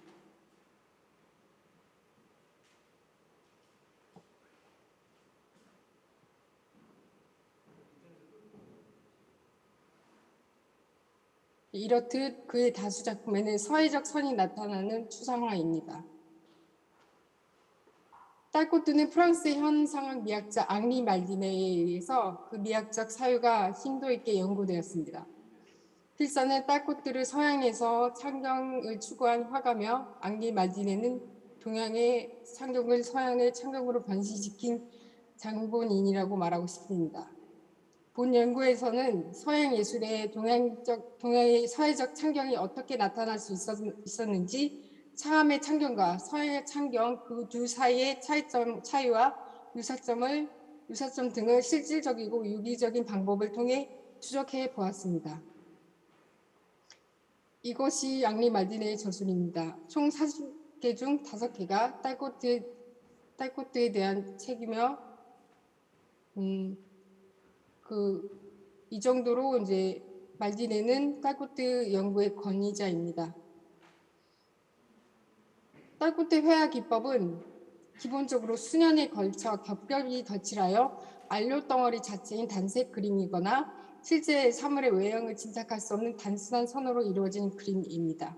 다시 말하면 딸코트의 작품은 주로 오랜 세월에 모든 영역이 거름이 돼버린 세월의 풍파에 땅이나 바위가 만신창이 돼버린 그러나 아직도 현존하는 그러나 땅, 바위, 나무 등 어떤 생물도 아닌 강인한 생명력의 추상입니다.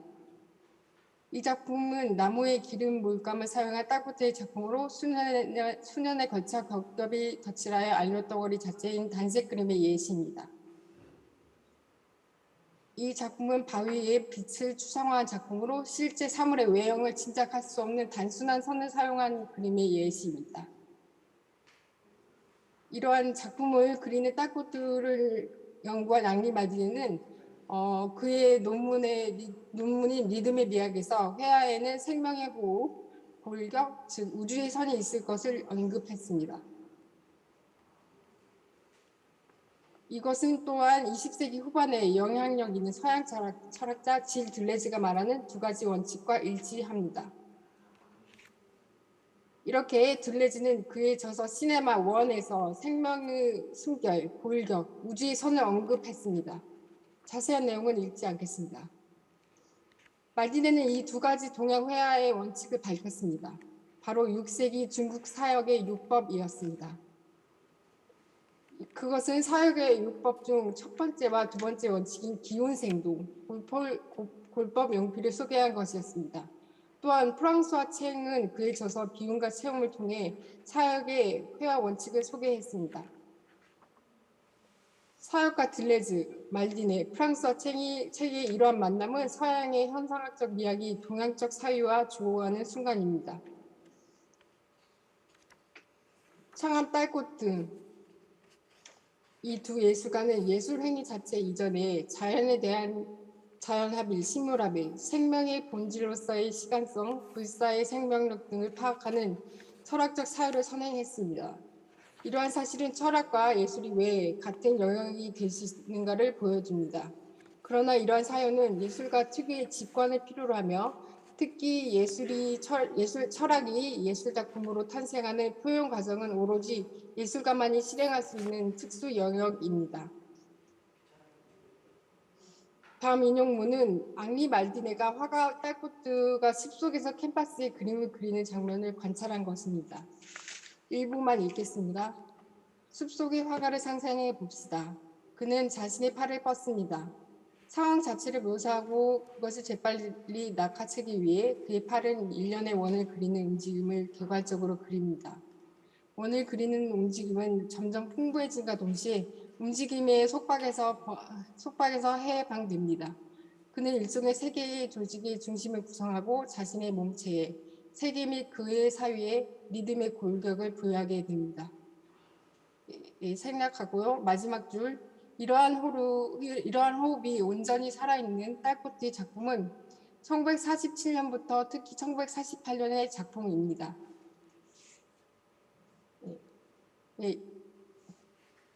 이 세 작품이 바로 딸꽃가 1947년, 48년에 창작한 작품들입니다.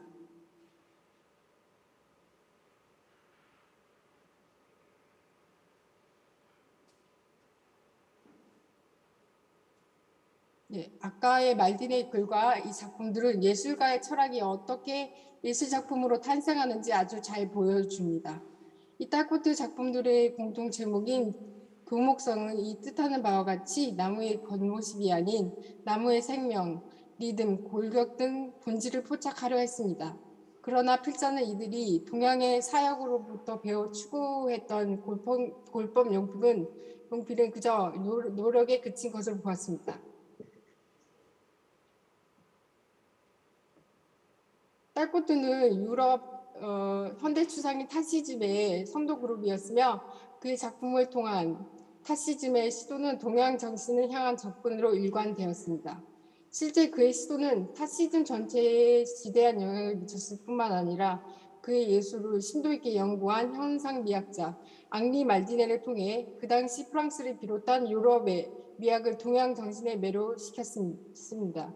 그러나 이들의 동양 정신의 수용은 온전한 실천의 실현이 되기보다 그저 노력에 불과했습니다. 이들이 진정 동양 정신을 아느냐에는 문제에 있어서 양지가 아닌 지식 획득으로서의 취지에 그쳤을 가능성이 상당히 큽니다. 왜냐하면 말디네와 딸코트가 작품이 말해준다고 했듯이 그의 작품에 예술가가 양지로 직관한 세계가 담겨 있어야 하지만 딸코트의 그림은 동양 정신에 대한 지식을 열심히 호소하고 있을 뿐입니다. 딸코트의 그림 금목성을 보더라도 예술가가 나무로부터 지각한 생명력을 시각화하려고 노력했지만 이것은 여러 둥근 줄을 그어 설명하는 조형화에 그쳤습니다. 딸코트의 다른 작품들을 감상하겠습니다. 이것은 제일 처음에 본 수년에 걸쳐 겹겹이 덧칠하여 안료덩어리 자체인 단색 그림과 같은 류입니다. 역시 두 번째로 본 것 같이 실제 사물의 외형을 짐작할 수 없는 단순한 선으로 그린 그림입니다. 갈매기의 비상을 표현했으며 중국 종이에 잉크로 그린 동양화 기법을 흉내낸 그림입니다. 이것이 딸꽃띠 말년 작품으로 서해의 획을 흉내낸 작품입니다. 보시다시피 딸꽃띠 그림에 나타난 줄 또는 선은 동양에서 일컬어지는 서해의 획과 질적으로 다릅니다. 이에 비교하면 창암의 서해는 창경의 종합적인 초화의 세계가 한 장의 종이 위에 전개되는 일획 그 자체입니다. 이것이 우리가 세련되었다고 극찬하는 서양 추상의 비하인드 스토리이자 잊혀가는 우리 전통 서해 정신의 비극입니다. 창암 이산만의 글씨 축해본도 이산 파악을 마지막으로 본 발표를 마치겠습니다. 감사합니다. 네, 감사합니다. 서양 예술과 동양 예술의 조화를 통해서 우리 전통 문화의 우수성 그리고 우리 서예의 가치를 그야말로 잘 피력해 주신 논문을 발표해 주신 송수연 선생님께 감사의 말씀을 드립니다. 이상으로 5분의 논문 발표를 마치고 이어서 논문 심사위원장이신 김남영 교수님의 심사평을 듣도록 하겠습니다.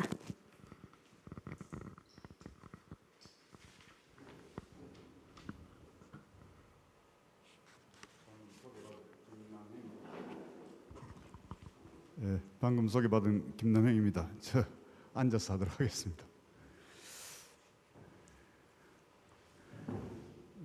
이 본격적으로 그 서예학을 전공한 분들이 아주 많음에도 불구하고 천학 비제한 제가 공모 논문 심사를 맡아서 매우 송구스럽게 생각합니다. 저의 그 역량으로는 힘겨운 일이었지만은 다른 네 분의 그 심사위원의 노고에 힘입어서 시간이 제일 많이 남아도는 제가 심사평을 하게 되었습니다. 많은 양해 부탁드립니다.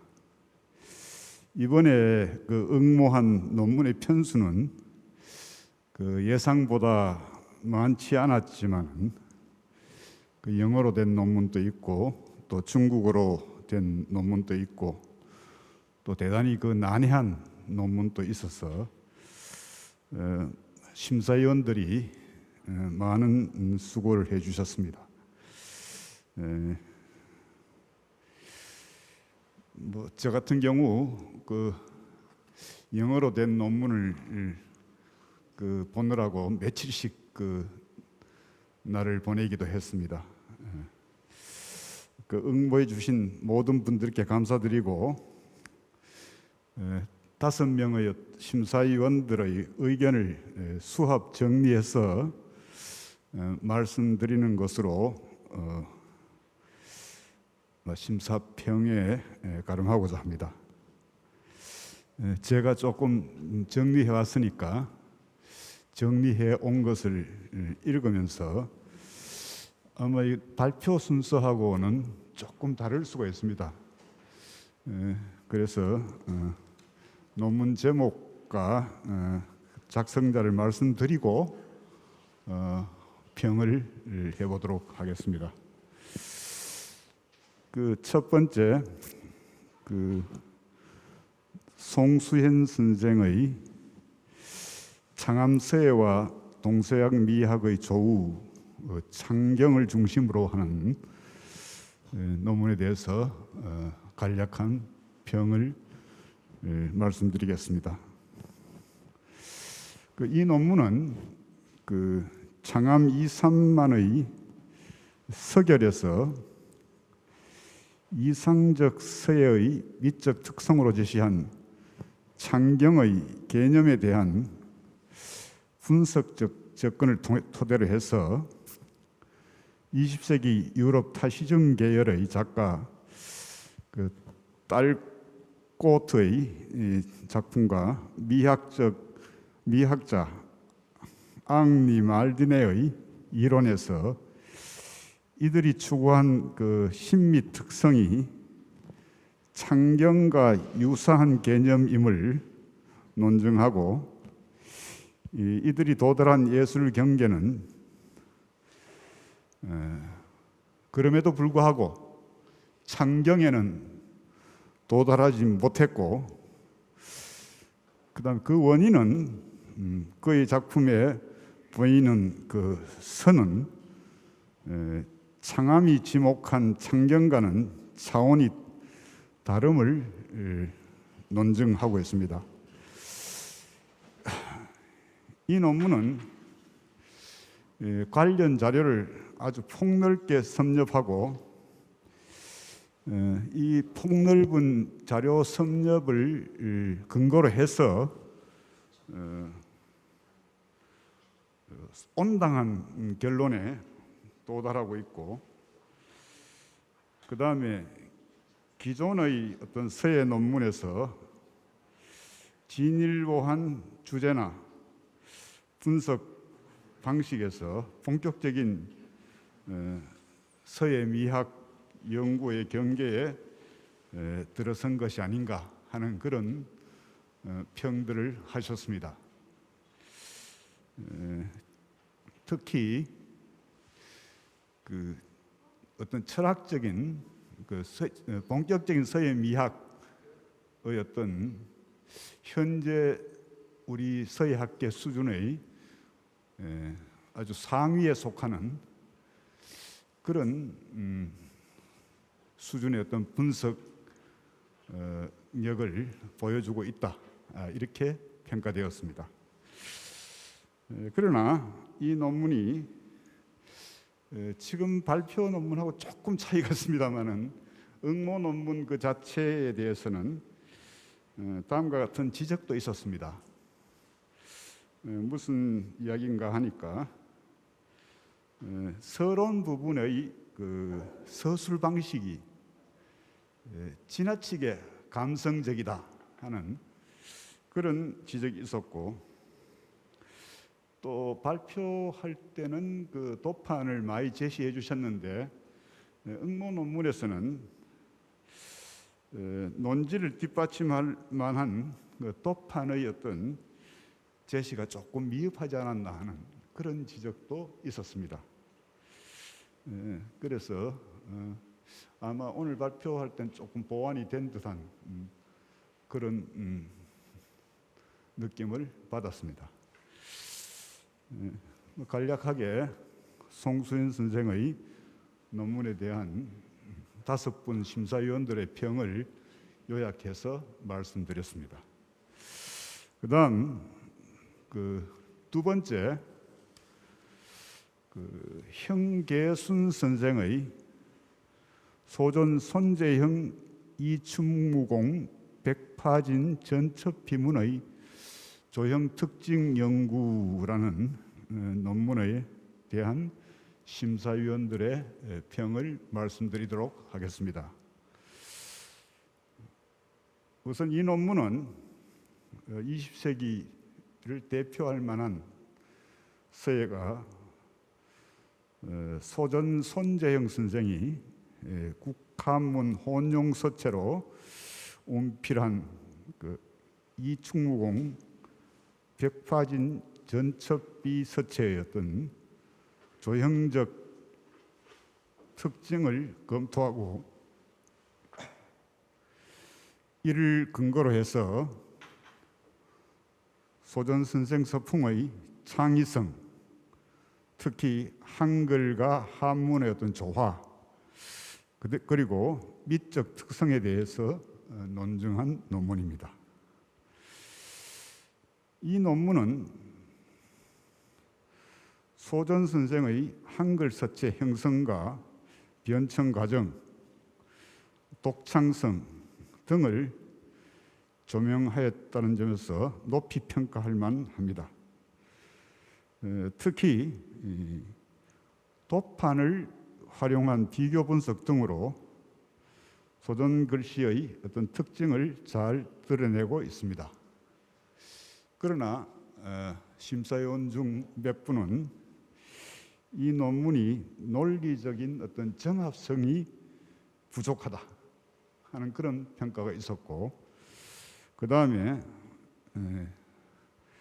부적절한 문장이 있고, 오늘 목차는 조금 고쳐진 것 같은데 순하문식 소목차, 그 다음 이거는 뭐 기술 방식의 문제인데 이 각 절마다 시작 부분에 이미 결론을 내려놓고 그것을 입증하는 방식으로 논리를 전개했다 하는, 다시 말하면 연역적인 기술 방식, 결론을 먼저 내고 거기에 맞춰서 논지를 전개하는 그런 방식 등이 조금 그 논문의 어떤 보편적 기술 방식에서 조금 벗어나 있다 하는 그런 평이 있었습니다. 다만 이 백파진 비가 그야말로 근대 문화재로서 굉장한 그 예술적 가치를 가지고 있고 보물로 지정될 만하다는 제 개인적인 그 의견이 개진한 바가 있습니다. 의견을 이런 그 20세기를 대표할 만한 건축가, 그 다음에 문장가, 서예가, 조각가, 이런 분들이 힘을 합쳐서 만든 이 훌륭한 비석을 연구 대상으로 삼았다는 점에서 심사위원들이 상당히 높이 논제 선정 안목에 대해서 평가를 했습니다. 그다음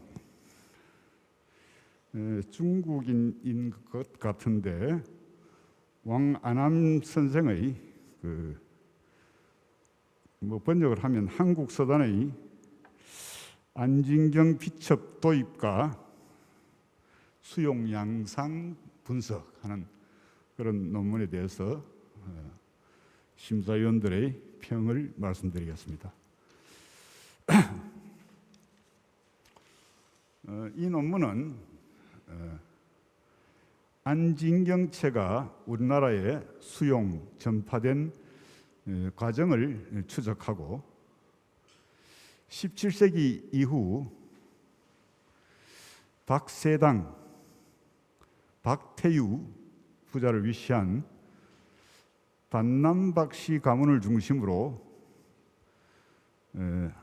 이 안진경체가 크게 유행하게 된 사회문화사적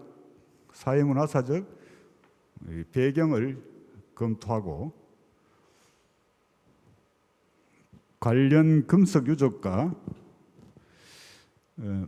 많은 그 판본 문헌을 소개한 논문입니다. 이 논문은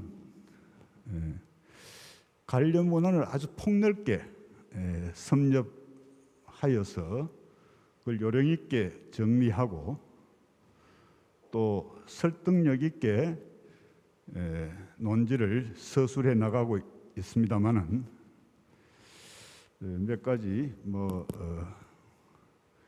미비한 점에 대한 평가가 있었습니다. 첫째, 가장 큰 문제점입니다만은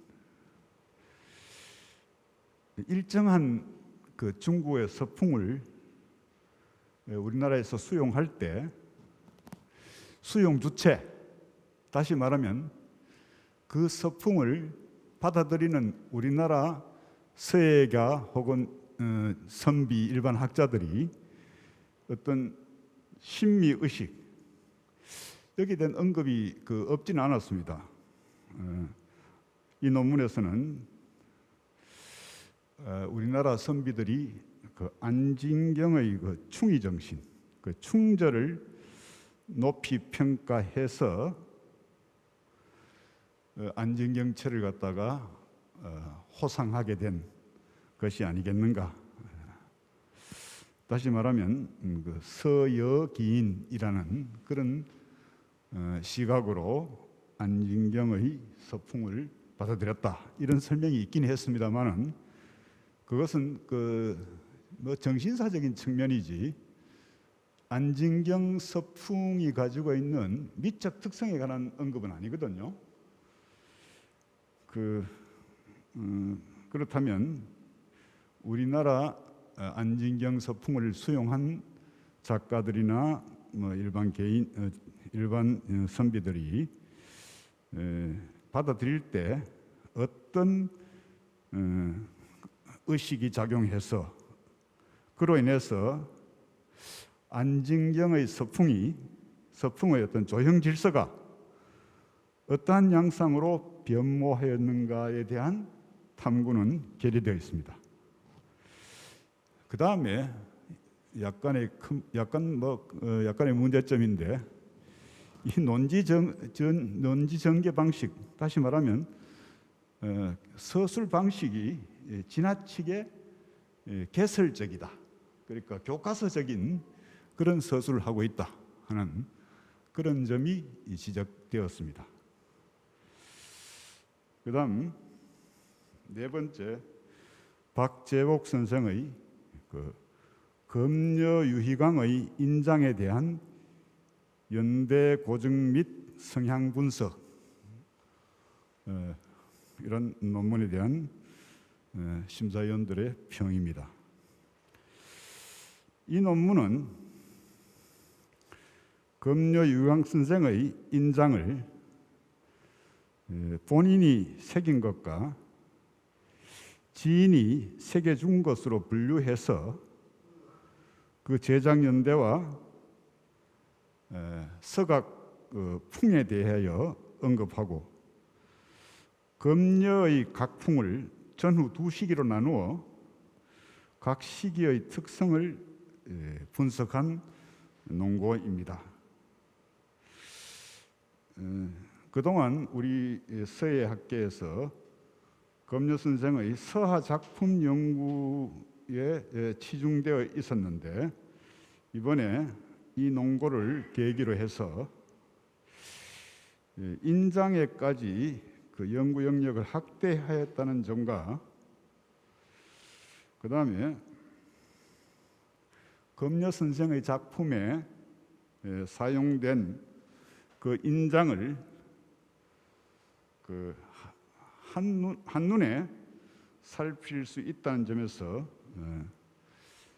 큰 의의를 부여할 수 있겠습니다.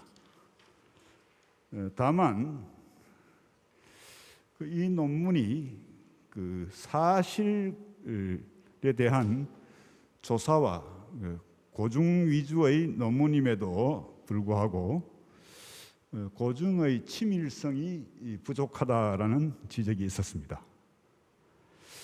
그 다음 논제가 그 유희강의 인장에 대한 연구인데, 이 본인이 새긴 것과 본인이 사용한 인장이 함께 거론되어서 연구의 목적이 분명치 않다는 지적도 있었습니다.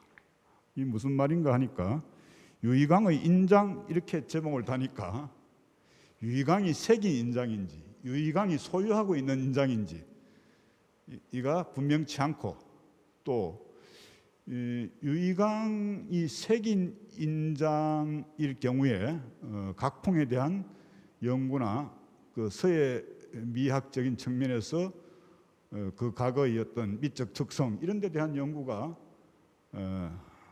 심도 있게 이루어져야 할 것인데, 물론 남아있는 인장 숫자가 적어서 그런 측면이 있습니다만은 그런 점이 일단 아쉬웠다 하는 점하고, 그 다음에 작품과 인장 선택의 연관성에 대한 연구가 병행되었으면 하는 그런 아쉬움이 있었습니다.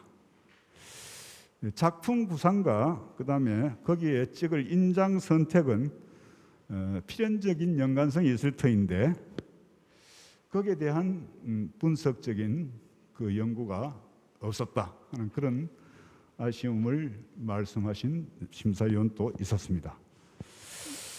그다음 마지막으로 김백령 선생의 그 몸인지 실천 서예 철학의 한 가지 이론 형태 제안하는 논문에 대한 평입니다. 이 논문은 작품을 창작할 때 몸과 마음의 작용에 관련된 문제들을 근본적인 수준에서 해명하려는 의도에서 집필된 것으로 보입니다. 서예 작가들은 누구나 공감할 만한 몸을 통한 인지, 그 다음에 그것의 체화, 그 다음에 그것의 작품적 실천으로 이어지는 작품 창작 과정을 중국 명나라 때 정각 이론가 양사수의 인모라는 책의 총론 부분의 내용을 분석해서 예시하고 몸 인지 실천이라는 과정에 대해서 서예 철학의 한 가지 이론 형태로 정립이 가능함을 강조한 논문입니다. 이 논문은 동서양의 폭넓은 자료를 섭렵하였고 그 다음에 문제에 대해서 아주 진지한 태도로 접근하였으며 그 설득력 있는 그 논지를 전개하고 있다는 점에서는 높이 평가할 만합니다.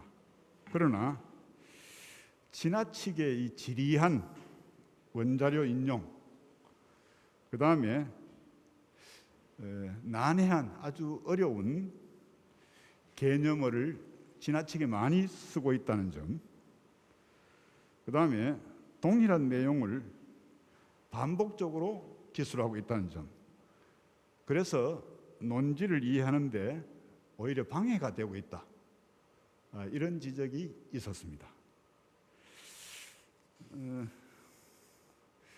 이상으로 각 논문에 대한 5분의 심사위원들의 그 평을 요약 정리해서 말씀드렸고, 끝으로 이 논문을 심사하면서 느낀 그 아쉬운 점 몇 가지를 말씀드리려고 합니다. 첫 번째, 논문의 그 주제에 관한 문제입니다. 주제 선택의 문제죠. 이 주지하다시피 현재 우리나라 서예계는 고사 직전의 상황입니다. 이 자세한 말씀을 드리지 않아도 다들 공감하시리라 생각됩니다만, 이 생략하고 그 상황 자체에 대한 이야기는 생략하고, 우리 서예계가 이러한 상황에 이르게 된 내외부적 원인에 대한 학문적 접근과 이를 토대로 한 타개책 등 서예계의 현실을 주제로 한 논고가 전혀 없었다는 점이 아쉽습니다. 다시 말하면 시사성이 강한 그런 논제의 선택이 필요하다, 이런 이야기죠. 현재 우리 상황은 서예가 부응할 수 있는 상당한 여건이 성숙되어 있다고 판단합니다. 우선 빈익빈 부익부라는 그런 염려가 있긴 합니다만, 미술 시장이 대단히 활성화되어 가고 있습니다.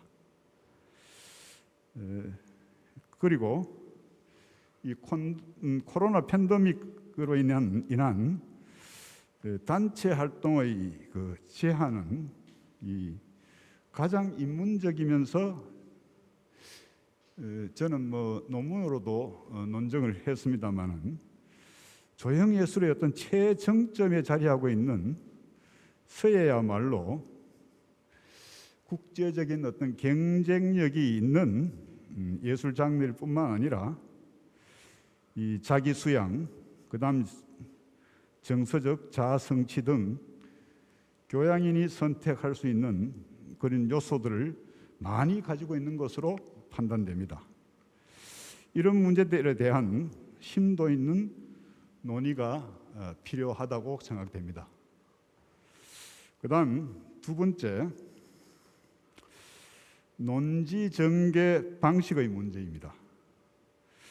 복수의 심사위원들이 지적한 사실로 그 응모한 그 몇 편의 논문은 핵심적인 그 주제에 문제에 초점을 맞추어서 관련 자료를 분석하여 온당한 어떤 결론에 도달하여야 그 논리적인 어떤 정합성을 확보할 수 있는데 지나치게 개괄적이고 또 개설적인 서술로 일관한 논문들이 보입니다. 말하자면 어떤 한국 서예사에서 특정 시대, 특정 서예 유적, 또 특정 개인의 작품 혹은 서론, 여러분들 지금 현재 제가 그 서론들을 이렇게 관심 있게 찾아보니까 그 서론 서예 비평에 관한 자료들이 예상외로 많습니다. 열심히 찾으면 논문의 재료가 될 만한 그런 서론서들이 적지 않게 나옵니다. 대부분 필서 보이긴 합니다만 이런 것들을 발굴하고 또 발굴된 자료들을 미학적 측면에서 분석하고 지금 우리 서예 미학 전공자들이 수십 명 지금 학계에서 활동하고 있거든요. 이렇게 하는 조금 그 전문적인 영역에 대한 탐구가 아쉽다, 그런 말씀을 드립니다. 뭐 기타 논문의 기본 요건에 해당하는, 예를 들어서 지나치게 지리한 인용, 정확하지 않은 현학적 표현, 오문, 이런 것들은 그 지양되어야 할 문제가 아닌가 하는 생각을 해봅니다. 잘 알지도 못하는 제가 그저 그 우리 심사위원님들의 평가와 그 다음에 저의 짧은 소견을 말씀드리는 것으로 심사평을 마치고자 합니다. 감사합니다. 네, 감사합니다. 심사위원장님의 심사평이 있었습니다. 논문을 수상하신 5분의 논문에 대한 평과 응모작들에 대한 전반적인 평을 해주셨습니다. 그럼 이상으로 일부 순서인 국내 학술 논문 수상작 발표를 마치겠습니다. 지금까지 함께 해주신 모든 분들께 감사의 말씀을 드립니다. 제2부 학술대회는 오후 1시부터 시작이 됩니다. 2부 순서도 많은 관심 부탁드립니다. 감사합니다.